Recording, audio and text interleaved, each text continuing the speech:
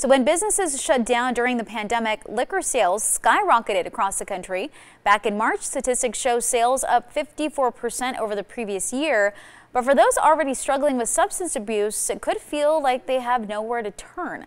Scripps reporter Deanna Falzone looks at alcohol treatment during the pandemic.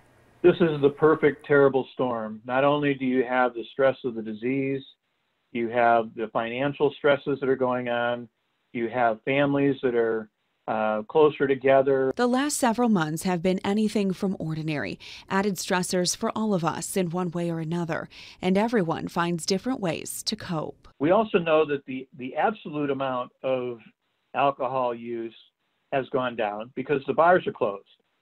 But the private use at home has gone up substantially. It's a reality Mark Macaluso knows all too well, struggling with addiction for years, getting DUIs and even having to get his gallbladder removed from the damage done. So it just kind of got worse the older I got. And the more I got around it, I would just drink more, and I'm the worst drunk there is. I've pretty much been drinking for almost, I was 16, I'm 47, almost 30 years. I was a person, once I started drinking, I wouldn't stop until I blacked out. And my body's so bad, I just black out constantly. There are treatments available that can be very helpful. It is a chronic illness. It is not a personal weakness.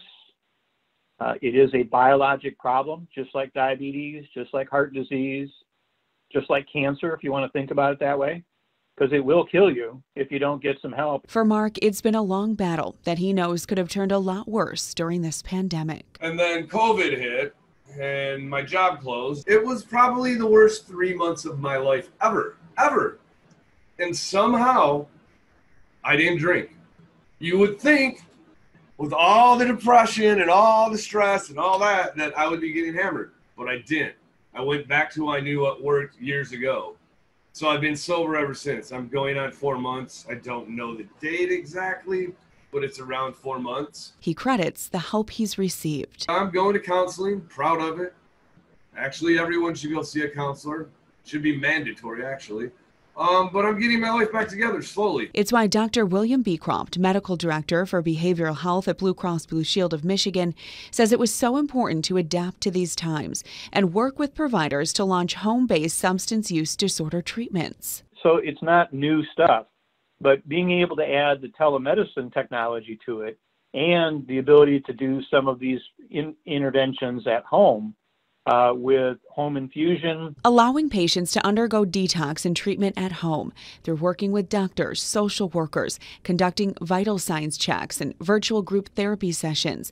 Dr. Beecroft says it could really change the status quo for substance use disorder treatment in the future. With telemedicine services, even with opioids, we can now do the assessment over telemedicine services.